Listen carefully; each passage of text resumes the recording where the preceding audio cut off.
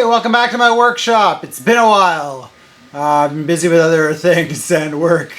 But today, I'm actually going to a LARP event this weekend, and I need a shield. It has to be made out of foam and plastic, and I don't have one. And the LARP event is in 3 days. So, of course, being a non-planner that I am, I've decided I'm going to make one today. So that's what we're going to do today, is make a fun, neat little LARP shield, a buckler that's going to fit in my arm, and everything that comes with that. So stick around and enjoy the show. Alright, so this is just going to be a quick video, and I've decided today, just because I can, that I'm going to read a fan fiction. Especially during these parts where it's pretty easy to tell what I'm doing. Like, I don't need to narrate over what I'm doing here, I'm just cutting shit. So, this is To Turn to the Dark Side, press 3.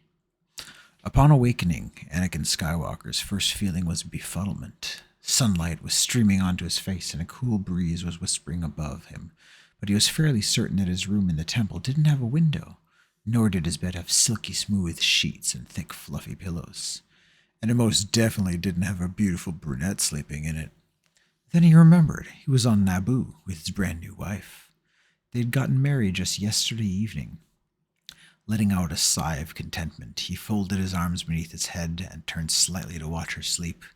The idyllic moment lasted a few seconds before Anakin realized there was something painfully hard beneath his pillow. It took him a moment to figure out that the ridge burrowing into the back of his scalp was actually his new prosthetic arm. He rolled his eyes at his own forgetfulness and shifted the arm out from under his head, adding lounging beside wife to the list of things made inconvenient by prosthetic limbs, alongside joints snag in hair and cannot snap fingers. Curse you, Dooku. Oh well, he'd get used to it soon enough, surely. It wasn't going to hurt his lightsaber skills, and if this was the biggest of his inconveniences, he could live with it. An arm for Padme, he thought happily, is definitely a fair exchange. There weren't any servants at the lake house, which meant the newlyweds didn't have to do any sneaking around. On the other hand, they did have to cook their own breakfast. Knowing from experience that Padme was an abysmal chef, Anakin volunteered to scramble and fry and let his bride set the breakfast table. She glowed when he emerged from the kitchen, levitating the various dishes in front of him, and he felt her kiss was fair payment for the oil burns he'd gotten on his hand. "This came for you," Padme said as he settled in at the table. She handed him a message hologram. He switched it on, expecting it to be from Obi-Wan, but instead the projector lit up with a corporate logo. Republic Health Insurance Agency. Squinting, he deciphered the fine print beneath. Serving employers at the Galactic Republic for 900 years. Wonder what this is about. The actual message blinked into being. Anakin skimmed it quickly, a frown creeping onto his features. "Your arm?" Padme guessed, her fork hovering forgotten over her plate. "Yeah," he muttered. "They say I owe them, 13,575 credits." Padme raised an eyebrow. "That can't be right. I thought the order covered all healthcare expenses." "Me too," Anakin said, befuddled, flipping to the next screen of the message. "Why, oh, you've got to be kidding me," he snarled. "What?" "They say they don't cover Sith Lords," Anakin said incredulously. "What, do they think I turned to the dark side or something?" Padme snatched the hologram from him and read through it meticulously. "Wow," she said slowly. "I think they do." Anakin shook his head. "Bureaucracy. Just when I thought I couldn't get any more stupid." "Don't worry," she said absently, eyes still on the message. "I'm sure the Order will take care of it." He shrugged it off, pocketing the hologram in his tunic. "I'll clear it up when I get back to Coruscant," he said nonchalantly. "Right now, I don't want to think about anything but you." No idea where the story's going, and I hope it gets somewhere quick.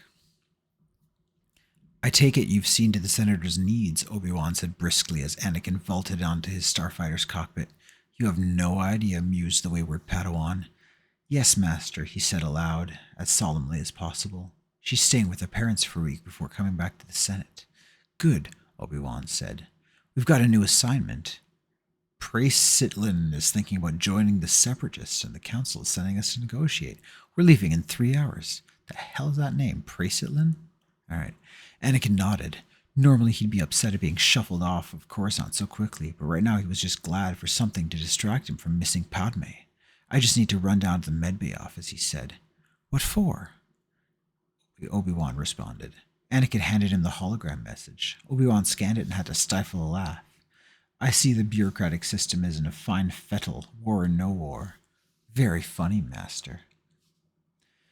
Anakin had never before met the Padawan that was manning the medbay office desk. At least, he thought not. But the more he looked at her, the more it struck him that she was exactly the sort of being you'd forget you'd encountered. She had small, drab brown eyes, short, drab brown hair, and wore a tunic that even Yoda would have considered excessively boring. Or maybe drab. At present, she was on the holocom with some harassed-looking Jedi or other, exhibiting for public benefit a voice as tedious and monotonous as the rest of her. Every now and then she would glance up at Anakin and blow a startlingly pink bubble of gum. Alright, I skimmed through the rest of it, and while it is kind of funny, it's basically just about him being on hold for hours and hours trying to get something. I don't think that translates well to kind of like reading it out loud. So I am going to stop. And I don't know. Next time I'll try to find something else. But yeah, basically, so this shield is just, fun. It's just for a LARP event. Made it quick. Took about 2 hours, I think, from start to finish. Yeah, I don't know. There's not much else to say about this. It's made out of foam. It's easy. It should work. Anyways, I'm just going to stay quiet now because I'm exhausted. I've been working all day. And this video is almost done. So enjoy the rest of it. Bye-bye.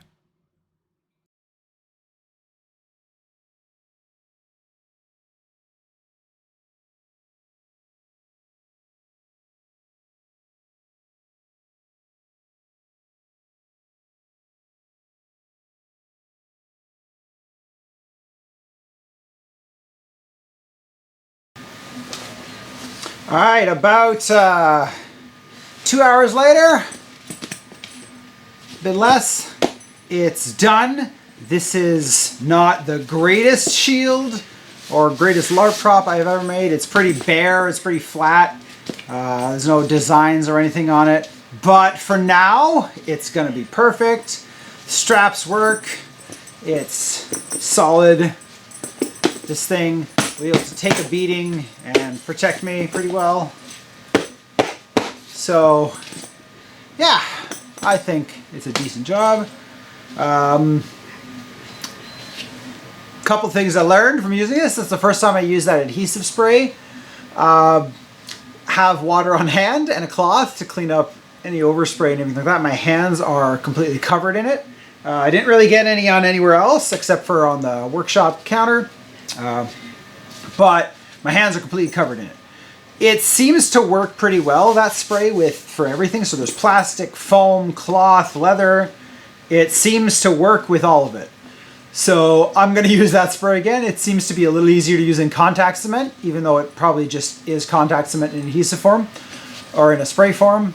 But yeah, so I don't know. I'll probably do something, put a design on this maybe. I don't know. For now, that's all I've got for today. Thanks for tuning in, and I'll see you next time. Like, comment, and subscribe. Leave any suggestions you've got for future projects. Actually, before I go, I've got something that I should show. I've been working on something for the last week or so, printing almost every day. So if anyone can tell what this is,